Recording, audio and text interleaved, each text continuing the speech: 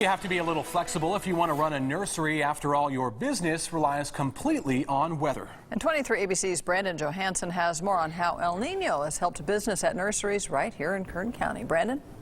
Tim and Jackie, both the drought and the state water restrictions have made things complicated for local nurseries in recent years. But the record rainfalls we've seen this winter, combined with the onset of spring, has things looking up. Weather this time of year can be fickle, especially when your business relies on growing plants. Since the weather is different this year, we do a few things differently. Constantly changing forecasts can cause headaches for those who work at plant nurseries because the weather has a direct effect on what types of plants should be sold. First off, we're going to bring things in a little bit later than last year.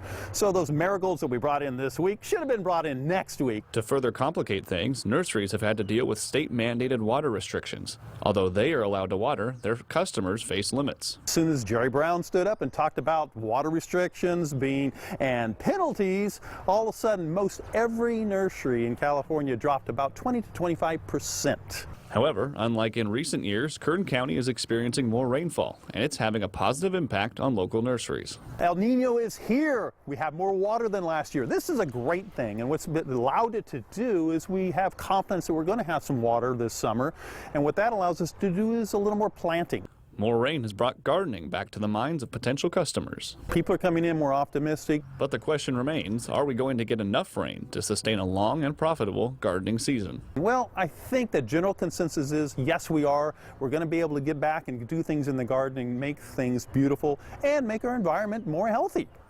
Now, on the other side of the coin, I did speak to one of the gardening experts at a local orchard supply hardware store, and she said that her customers don't seem completely convinced that this year is different than other years, and she still expects people to lean towards low H2O plants. Live in the newsroom, Brandon Johansson, 23 ABC.